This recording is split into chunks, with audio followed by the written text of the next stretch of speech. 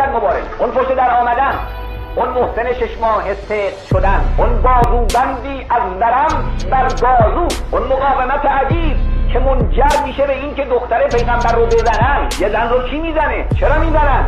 مگر اینکه ایستاده مقاومت میکنه. مردان و ریش سفیدان و قدرتمندان مهاجر و انصار زیر بار رفتن، بعضی فریب خوردن، بعضی کوتاهی کردن. این زن نه فریب میخورد نه تنبلی میکند، نه حاضره به هیچ قیمتی رضایت بدهد.